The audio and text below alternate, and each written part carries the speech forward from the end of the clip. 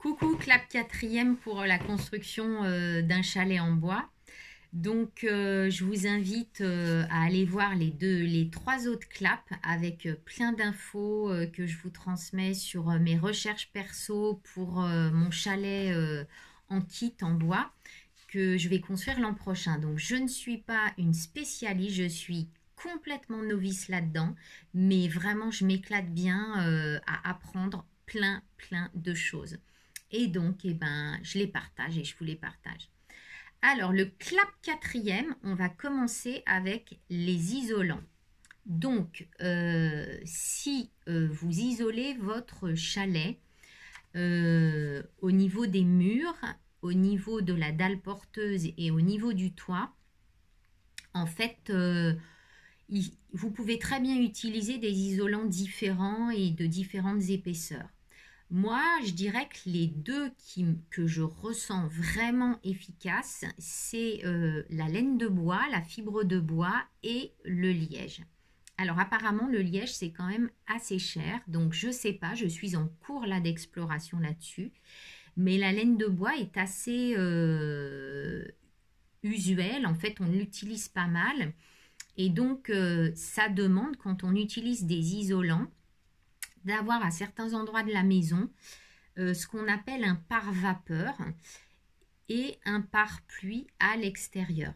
Donc ce sont des films particuliers qui permettent à l'isolant une respiration supplémentaire et des échanges en fait avec l'humidité, la sécheresse, etc. Alors je ne suis pas une spécialiste, mais vous pouvez aller voir par vapeur et par pluie. Et en fait, pourquoi utiliser un isolant naturel? J'ai entendu quelqu'un qui disait que ça respire, ça vit.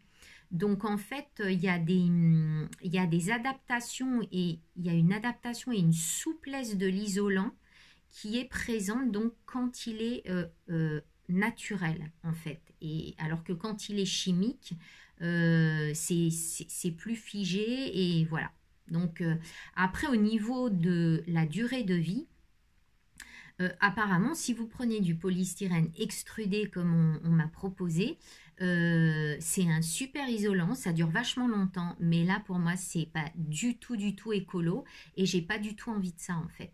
Donc du coup je préfère opter pour alors c'est plus cher, on est bien d'accord, c'est même beaucoup plus cher, mais je crois que je vais faire ce choix là. On m'a proposé aussi des billes de graphite dont il est dit que c'est écologique. Et puis en regardant un petit reportage, eh ben moi je trouve que c'est pas du tout écologique. Donc du coup, je vais vraiment opter pour quelque chose de naturel, donc de la fibre de bois, de la laine de bois ou alors du liège. Et là, je suis en cours d'exploration, donc je ne peux pas encore vous donner le résultat. Sachant que, par exemple, le chalet clé en main, dans les prix que je vous fournirai, il y a déjà la laine de bois qui est prévue, puisque moi, c'est ce que je souhaitais. Il y a aussi la ouate de cellulose hein, qui est très bien et là qui pourrait éventuellement être utilisée pour la dalle plancher. À voir, de toute façon, c'est pas des choses ça dont j'ai besoin pour le permis de construire. Hein. Donc j'ai le temps encore de laisser mûrir, d'apprendre parce que j'ai plein de sons de cloche différents et puis bien sûr je suis reliée à vous les amis et à cette super page Facebook où on échange et d'ailleurs j'aime beaucoup la vie sur cette page, moi ça me plaît beaucoup. Alors je regarde un petit peu le devis pour voir s'il y a des choses à vous souligner par rapport à ça. Donc après c'est à vous de choisir si vous voulez où vous voulez isoler en fait. Hein, voilà, c'est à vous de choisir. Qu'est-ce qu'il y avait d'autre?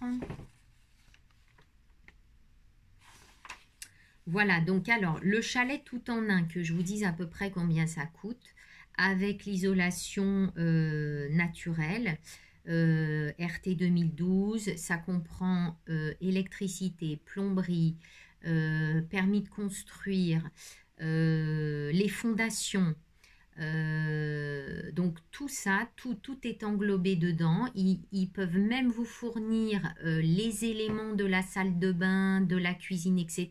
Mais moi, niet, je ne veux pas de trucs neufs parce qu'il y a un tel gâchis que je suis sûre que je peux récupérer un évier par-ci, un bac de douche par-là, et ça, j'en suis certaine. En fait, j'ai été à des festivals verts, entre guillemets, où il y a des recycleries, des associations, des structures qui reçoivent en fait des trucs qui sont quasi neufs. Et moi, je vais faire que de la récup au niveau de ces pièces-là. Voilà.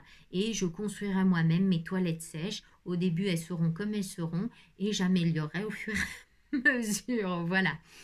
Donc ça, pour vous préciser, le prix donc est de à peu près 68 000 euros. Donc comme ça, vous avez une estimation. Après ça, ça va être, je pense, le plus cher. Le chalet, il fait 35 mètres carrés. Vous mettez vos cloisons où vous voulez. Vous pouvez revoir un petit peu les... Alors, les cloisons, moi, j'en ai très peu là, hein, dans ce devis-là. J'ai juste 2 cloisons en plus pour la salle de bain en bas. Il y a une mezzanine, donc 35 mètres carrés au sol, 31 mètres carrés intérieur. Donc, c'est pas très, très grand, hein. Il y a l'escalier pour monter là-haut à la mezzanine. Et donc, on est à moins de 50 mètres carrés. Alors, je ne sais plus exactement à combien on arrive. Je vais vous dire, si je l'ai, je crois que ça doit faire à peu près 60 mètres carrés. Du coup, donc pas habitable évidemment, mais où on peut bien circuler et vivre. Donc, voilà pour celui-ci. Et alors, pour les autres, pour tout vous dire, eh bien, c'est encore en devisage parce que y a plein de choses qui interviennent. Par exemple, un prestataire qui va me livrer le chalet, mais qui est plutôt à Bordeaux.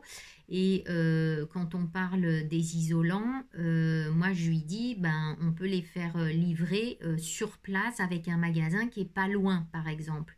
Vous voyez, donc il y a des ajustements comme ça qui sont possibles, sachant qu'évidemment, tout ce qui est récupérable, ce serait l'idéal. Mais bon, les isolants naturels comme ça, je pense qu'il faut les acheter. À moins que, voilà, vous mettiez un commentaire et que vous ayez des solutions.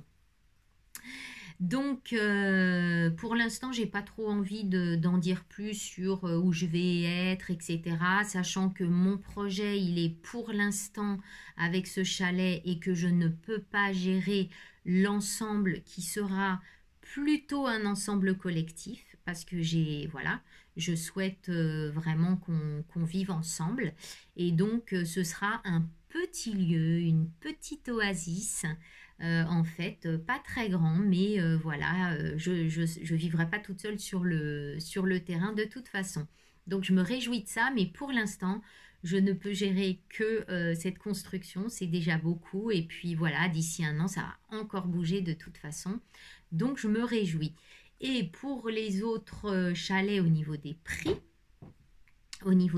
donc on peut arriver à peu près dans les 50 000 euros, 55 000 euros, mais sachant qu'il y a une grande part que vous allez prendre en charge et puis qui ne comprennent pas certains matériaux. Donc du coup, vous êtes à peu près au courant des prix et de la construction. Ça va encore bouger. J'ai pas fait mon choix définitif, bien sûr. Et puis, ce sont des prix qui ne sont pas encore négociés. Donc, je compte bien faire un peu de négo, retourner à mon ancien métier, dans mon ancienne vie, puisque je maniais pas mal les chiffres. Donc du coup, je vais revenir à ce mode-là puisqu'il fait partie aussi de ma vie et d'une réalité actuelle. Donc voilà, et j'ai vraiment juste envie de dire qu'on fait tous avec ce qu'on est. Là où on en est, ça veut dire que oui, j'aurais rêvé de faire tout de suite un chalet passif, autonome énergétiquement, mais que là, à ce jour-là, à cette date, en fait, je ne me sens pas d'étudier tout ce qui existe, etc. Je veux faire les choses bien et donc je vais faire cette étape-là qui est déjà, bah oui, de ne pas être complètement autonome, mais déjà d'avoir une certaine idée. voilà, de ce que ça peut devenir. Et je crois que c'est important de respecter ça vraiment et d'écouter ça. Voilà. Mais c'est chouette, on est tous en route, tous ensemble, voilà, avec ce qu'on est.